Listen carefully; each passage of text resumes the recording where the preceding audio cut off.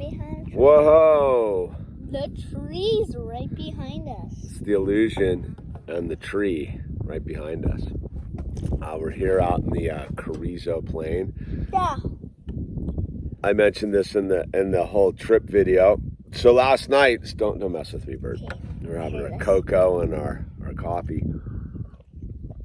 Last night at midnight, we had someone pulled in, did a U-turn, aimed their lights at our tent, and like parked. I'm like, no. So I got out and fully copped my flashlight. You know what I mean? I got one of those like super bright ones. Fully copped them. I say, hey, what are you doing? What are you doing? I go, no, you're not. I go, you need to leave immediately. And they're like, but is this your camp? I go, that's not my campground, but it's like, what are you doing? There's plenty of campgrounds around here. And it's not even a campground. It's campsites, whatever you want to call them. It's primitive desert camping. And the dude was baffled. He's a Hispanic couple, older. Like, the dude probably was 50 and his old lady wife. Whatever, she didn't say a word, dude. But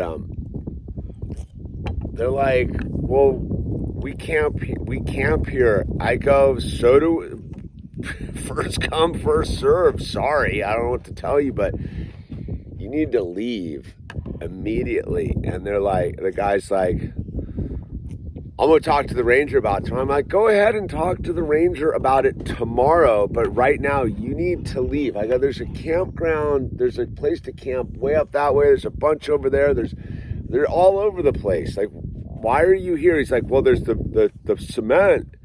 And I go, I don't care. Like, you need to leave. It's the middle of the night. We're in a very remote, isolated place. You need to leave immediately. I was like super firm dad cop voice, dude. But it was like that thing. It's like, first of all, it's midnight and you're just pulling up on somebody else's scene. So here, we'll go take a look around so you can guys get a better idea of what's going on. So, you know, we're all stashed out. I will. So we're all stashed out right here, right? We're all, because we're, you know, under the tree from the shade. It's the desert heat. So in order to come in, you come in from over there. Guy comes in here. Yeah, comes in here. Comes around, turns around, and like you can see his tire tracks right here. Backs in there. His lights are aiming right at our tent.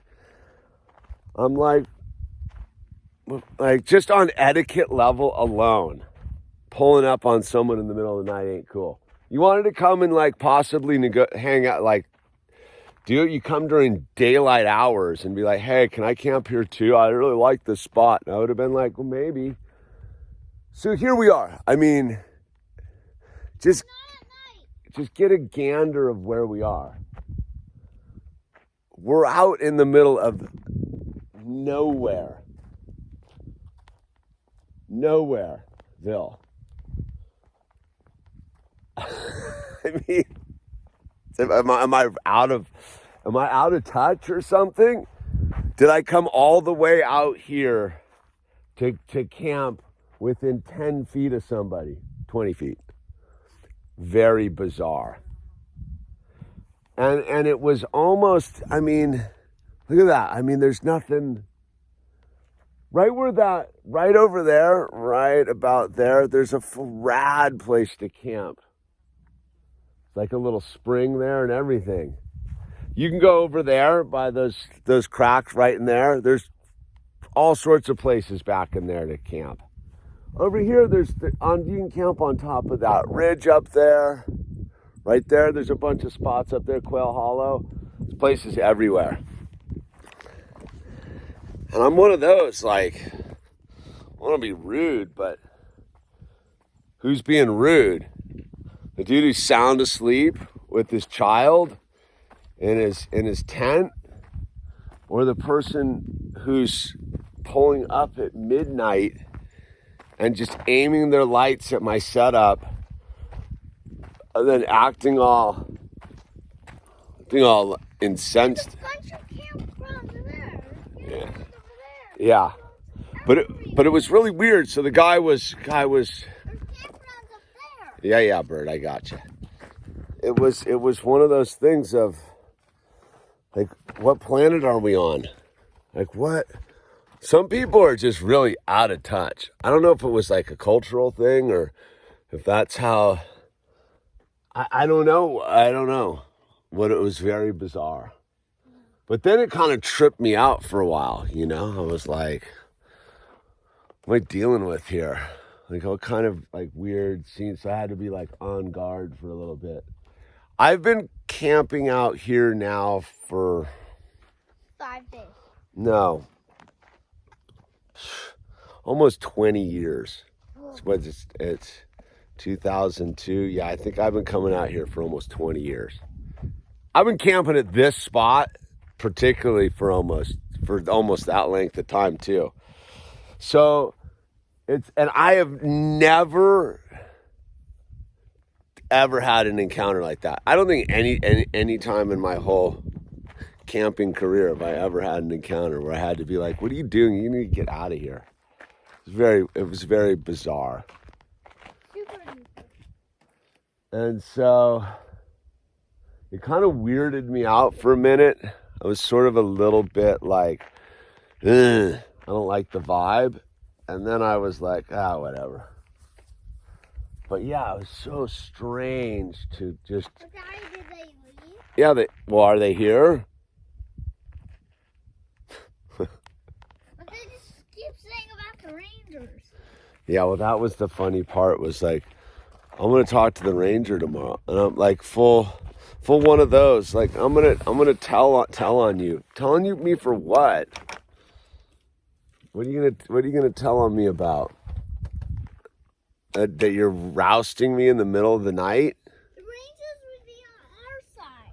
Yeah, we actually talked to the two fish and game wardens yesterday. We ran into them like 3 times. They were like doing the opposite loop.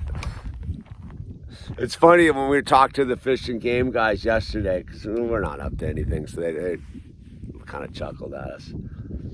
But there was like one that was like the talker, and then there was the other one that was the viber. But then when I saw him the third time, the viber guy was like super mellow about it. You can tell like all these badged up people are on a weird trip right now. They don't know. They really don't know whether they're coming or going, man. It's very bizarre. It's all very bizarre. So yeah, I mean it's hunting season right now, so there's people out hunting. Yeah, because that guy came up the other night and was like, "Hey," and but it was the sun was just setting. That guy was Mellow. Yeah, he was super mellow. And it was one of those, like the sun was setting, it was all good. He was like, "You seen any deer?" We ended up talking for like 15 minutes. He was super cool, dude. But yeah, very, very strange vibe. So, rule, I guess I'm making this video for you, if you ever wonder. Yeah, there's unspoken rules of being out in kind of remote areas, car camping. You know, backpacking's a whole different world, but car camping, it's like, look, man, if you're in some unless you're like at a campground, it's a campground, whatever, dude, close quarters. But when you're out in a place like this, it's whoever's got the burn pit, the barbecue pit, whatever you want to call it, the campfire pit. We got one. It's one group per campfire pit. That's it. There's no I camp here and I'm just no.